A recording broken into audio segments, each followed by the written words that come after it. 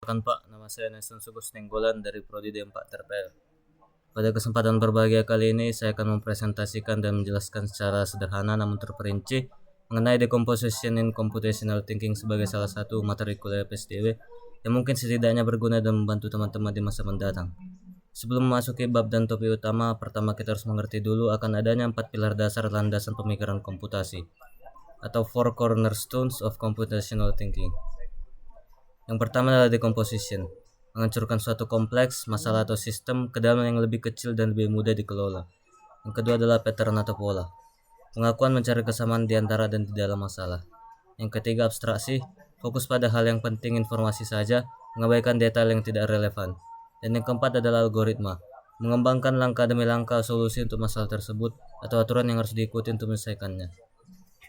Untuk materi ini kita akan lebih fokus kepada dekomposisi. Jadi apa itu dekomposisi? Decomposition adalah salah satu komponen penting dalam computational thinking atau berpikir komputasi yang merujuk pada proses memecah masalah kompleks menjadi bagian yang lebih kecil dan lebih mudah dikelola.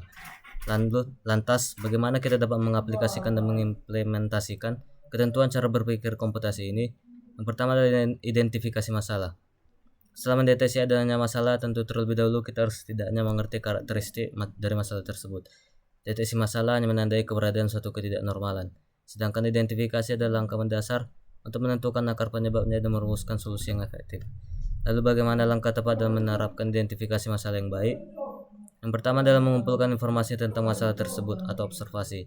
Yang kedua adalah membandingkan informasi tersebut dengan informasi yang sudah kita ketahui atau perbandingan. Yang ketiga adalah menarik kesimpulan tentang apa yang menyebabkan masalah tersebut. Misalnya, bayangkan motor Anda mogok, Anda mulai mengobservasi apa yang terjadi. Apakah mesinnya tidak mau hidup? Apakah ada suara aneh? Apakah ada lampu indikator yang menyala? Informasi-informasi ini adalah karakteristik dari masalah yang sedang Anda hadapi. Contoh lainnya adalah masalah di kantor. Karyawan tiba-tiba banyak yang sakit. Kita perlu mengobservasi lebih lanjut apakah mereka sakitnya sama, apakah ada pola tertentu, apakah mereka duduk di ruangan yang sama. Setelah mengumpulkan data, kita bisa membandingkan dengan kasus serupa yang pernah terjadi atau dengan informasi tentang penyakit menular. Ada satu hal penting yang sesarannya kita perhatikan, yakni bahwa identifikasi masalah seringkali bukanlah proses satu kali. Dalam banyak kasus, informasi awal tidak cukup untuk mengidentifikasi masalahnya. Setelah berkonsultasi dengan sumber daya yang tersedia, Anda menentukan bahwa informasi tambahan adalah diperlukan untuk mengkarakterisasi masalah sama sekali.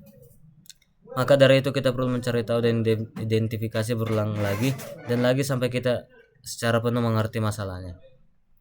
Yang ketiga adalah solusi modular. Hasil dari decomposition memungkinkan untuk membangun solusi yang modular. Setiap masalah bisa memiliki solusi yang spesifik dan berdiri sendiri, yang kemudian dapat digabungkan untuk membentuk solusi lengkap bagi masalah utama.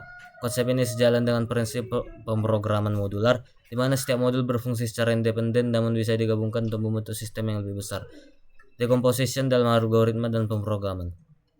Sebagai materi dari mata kuliah Problem Solving in Digital World, tentu pembahasan ini ada kaitannya langsung dalam pemrograman. Pada konteks ini, decomposition memungkinkan pengembang untuk menulis kode yang lebih mudah dipahami dan dirawat. Masalah kompleks seperti pengelolaan basis, data atau interaksi pengguna dapat dipecah menjadi fungsi-fungsi atau kelas yang terpisah. Contohnya untuk program e-commerce, dapat berupa fungsi penanganan pembayaran, fungsi pengelolaan keranjang belanja, fungsi autentikasi pengguna, dan fungsi pengelolaan produk. Keuntungan decomposition. Yang pertama adalah mempermudah pemahaman. Jadi, bagian-bagian kecil lebih mudah dipahami dibandingkan dengan keseluruhan sistem. Meningkatkan efisiensi kerja. Pekerjaan dapat dilakukan secara paralel oleh beberapa orang. Membuat solusi lebih fleksibel dan modular. Bagian-bagian sistem dapat diperbaiki atau ditingkatkan secara independen tanpa memengaruhi keseluruhan sistem. Yang keempat adalah memfasilitasi pengujian. Setiap masalah dapat diuji secara terpisah untuk memastikan bahwa bagian tersebut bekerja dengan baik sebelum digabungkan dengan bagian lain. Mengakhiri pembahasan kali ini tentu ada rangkaian kesimpulan yang dapat kita petik, yakni bahwa decomposition adalah proses esensial dalam berpikir komputasi yang membantu mengelola masalah besar dengan cara memecahnya menjadi bagian-bagian yang lebih kecil dan lebih mudah dipecahkan. Ini sangat bermanfaat dan tidak hanya dalam pemrograman, tapi juga dalam kehidupan sehari-hari dan di berbagai bidang lain di mana masalah kompleks harus diselesaikan. Sekian presentasi dari saya, terima kasih.